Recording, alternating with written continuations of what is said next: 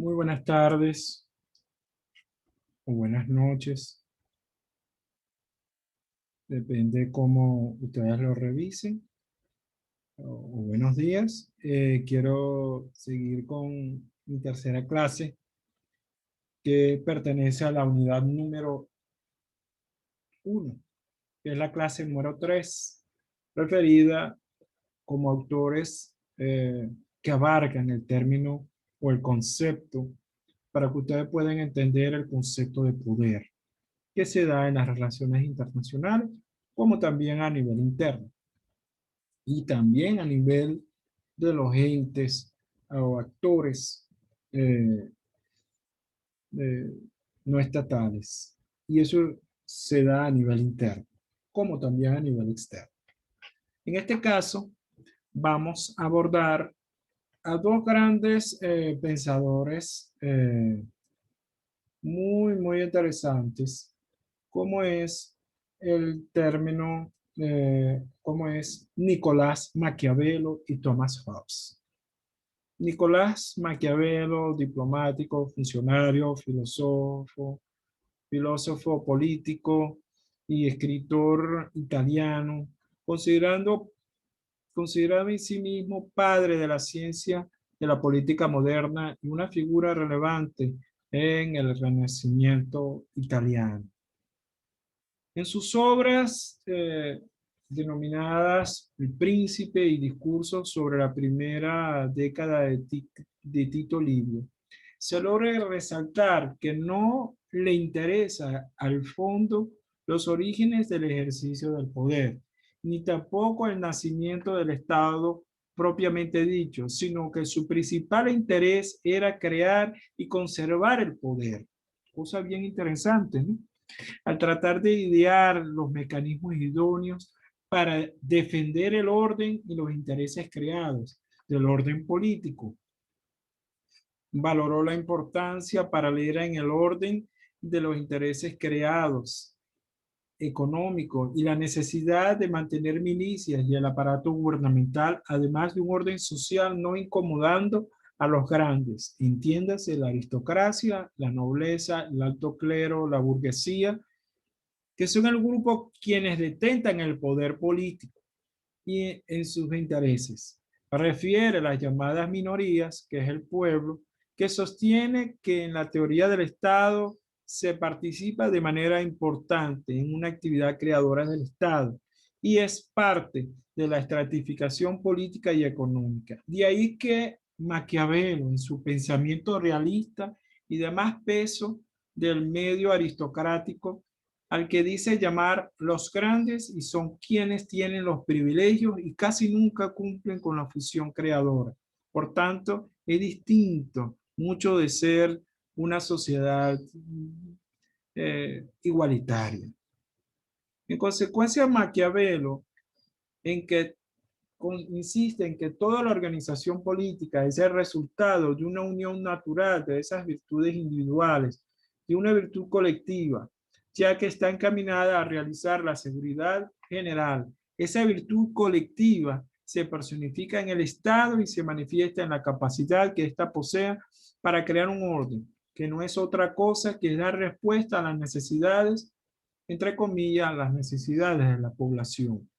El mostrar la capacidad no es en función mecánica, sino el propio resultado de esa virtud colectiva a fin de mantener vivas las buenas costumbres contra los malos estados de ánimo de todo ese orden civil.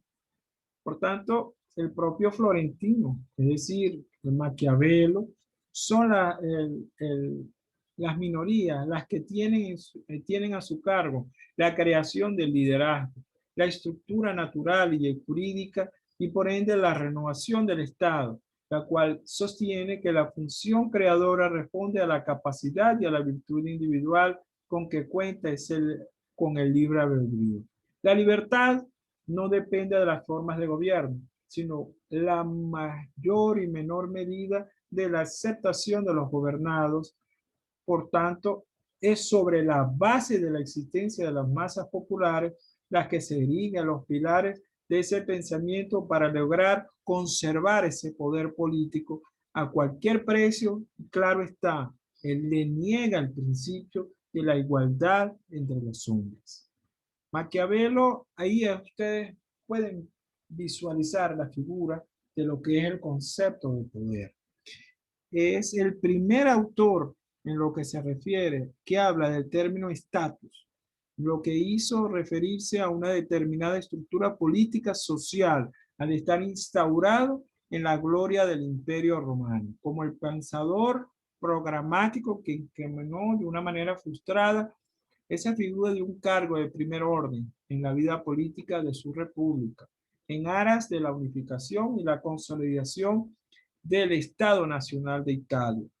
Es el Estado el que compone la necesidad y es el Estado que debe surgir por la fuerza y la ley, al entender el Estado como una entidad que ejerce, sí, la soberanía sobre la población y su idea de Estado tiene dos clases, una material que es la edificación de la sociedad, de la ciudad y el establecimiento del pueblo, y la fase formal que es la creación de un orden efectivo o bien llamado poder. Maquiavelo coincide con Tucídides, ¿sí? En la forma de pensamiento, en la historia y en la filosofía clásica, al exponerse en la idea efectiva tal como son las cosas en la realidad. Y su intención es aleccionar al príncipe tal como comportarse a la realidad política y no tomar posturas a la realidad científica. Esa realidad efectiva supone para Maquiavelo que el político tiene que ser pasional, tiende a ser, porque el político por sí, per se, tiende a ser pasional, ambicioso y argumenta que ellos se combate solo a través de la organización o la asociación política, para lo cual se permite enfrentar esos impulsos que devienen de esa condición humana de ser político. Maquiavelo eh, habla sí, Maquiavelo revela el vínculo que se refiere entre la virtud y la política, entendiendo la virtud entre el bien y el mal, al hacer que la acción que pretende el príncipe tiende a ser una política exitosa. Maquiavelo va a depender de esa prudencia y de la moderación que sirva para disipar los escrúpulos morales que haya lugar en caso de duda. El príncipe lo que debe hacer es emplear los medios legítimos o ilegítimos como justos y viéndolos como justos en el cálculo para alcanzar y consolidar y mantener el poder político. De esta manera el príncipe debe tener presente la astucia y la violencia, el engaño, la mentira, la piedad para gobernar. O sea, Maquiavelo en líneas generales concibe el fin justifica los medios y lo que justifica el fin es la razón del Estado como un fin último de la política y la moral que es el poder. La razón del Estado, según se desprende de la obra, es la seguridad, disponer de fortificaciones, un ejército propio y no un ejército mercenario creando una sensación de resguardo, no, es el orden, la disciplina, aplicando la fuerza y recurriendo a las leyes al pueblo para mantenerse en el poder. Ya ustedes ven esta concepción que ya tiene Maquiavelo sobre el poder. En cuanto a Hobbes, filósofo inglés considerado uno de los grandes fundadores de la filosofía de la política moderna, en sus obras Leviatán y Civil, él prioriza la dimensión interna del Estado, ya que tiene muy poco que abordar en las relaciones entre Estados, aunque sus reflexiones refieren sobre el derecho de las naciones, sobre los derechos de los Estados como agentes internacionales y sobre el comportamiento de los Estados en sus interrelaciones esporádicas y lacónicas. La teoría política hobbesiana ubica las relaciones exteriores del Estado en un plano netamente secundario o en la periferia, porque el Estado es percibido como un soberano sobre sus súbditos. Lo relativo al silencio de Hobbes contrasta con los fundadores del pensamiento internacional. Entiéndase Hugo Grocio, Immanuel Kant, para convertirse en la teoría, en el líder propiamente de la teoría realista por varias razones. Porque él procede del discurso de los Law, los ensayos elaborados por William Cavendish y surgidos por el mismo Hobbes sobre el análisis del estilo métrico de tres tipos de derecho. Uno es más escrito que el otro, teniendo en cuenta el derecho natural, el derecho interno y el derecho de las naciones. El derecho natural sobre la base del fundamento de los demás, que enseña los comportamientos que son comunes a cada criatura viviente, incluso a los hombres. El derecho de las naciones, que son las normas que la razón han prescrito para que todos los hombres en general, como tales, todas las naciones observen en sus relaciones mutuas por considerarlo justo. Y tres, el derecho interno, que son las normas de la nación que le son peculiar y que son propias. En consecuencia, Hobbes se sustenta en gran medida en el derecho natural y el derecho de las naciones para derivar en el derecho natural con la razón para distinguir entre el derecho natural y el derecho de la naturaleza. Por ende, reduce el derecho de las naciones al derecho natural. Sostiene el derecho de las naciones es lo mismo que el derecho natural, pues lo que era la ley natural entre los hombres antes de constituirse la comunidad es hoy la ley de las naciones entre el soberano y el soberano. Y procede a desarrollar la definición del derecho natural como una aplicación a los individuos, elementos de ley, y el juego de los estados, que son los preceptos similares, en preceptos similares.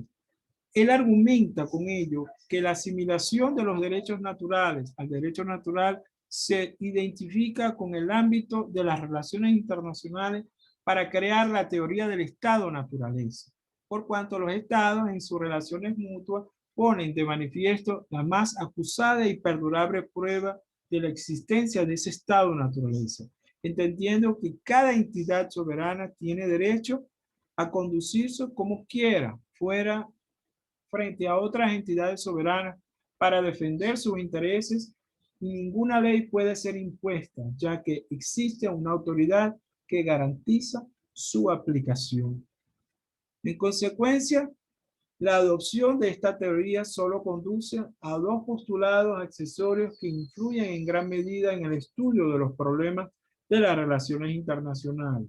La discusión entre el campo de la política interna, que subyace el pacto social, las relaciones sometidas a la fuerza por una autoridad que dispone del poder, y una política exterior que no puede existir más que entre unidades y entidades soberanas, entre los estados, que son los únicos detentores legítimos de la soberanía, del poder, de coacción. No hay una autoridad central, por ende el ambiente está plenamente conflictivo. Con ello, Hobbes trata de buscar la causalidad de la sociedad del Estado y el poder para ponerlos en una perspectiva teórica, y a su vez aborda la naturaleza humana como la causa y efecto. Por tanto, el hombre tiene como mayor deseo la seguridad y el poder, las cuales no tienen límites, y más aún, Hobbes evoca medios tangibles e intangibles para lograrlo, ya que el hombre es egoísta por naturaleza. O sea, Hobbes viene a describir a los estados como la institución donde tiene lugar el pacto social, y refiere a los estados por adquisición, sometidos por la fuerza en base al temor y a la subyugación. Por otra parte, a los tipos de gobierno según quien ejerce la soberanía, monarquía, democracia, aristocracia, mientras que el sistema internacional se da una competencia de poder entre las naciones. Por ende, el sistema es anárquico. Mis queridos amigos, hemos de saber que tanto Maquiavelo como Hobbes afirman que no cabe duda y desnudan el alma humana encontrando pasiones y deseos, pues el hombre por naturaleza busca el poder, la gloria, la riqueza. Maquiavelo es un poco más enamorado del poder, pero Hobbes no es solamente es apasionado por el poder, sino que describe las relaciones de dominio. Asimismo, tanto Hobbes como Maquiavelo coinciden en recalcar que el pacto social es irreversible y ellos no conciben la distinción entre Estado y gobernante. Por el contrario, convienen a sustentar en el deber de los ciudadanos en la obediencia y el resultado de esa obediencia es la protección que brinda el Estado, siendo el monarca la síntesis de ambos elementos y el producto del estado natural de las cosas. Hasta la próxima, mis queridos amigos. Nos estaremos hablando. Muchas gracias.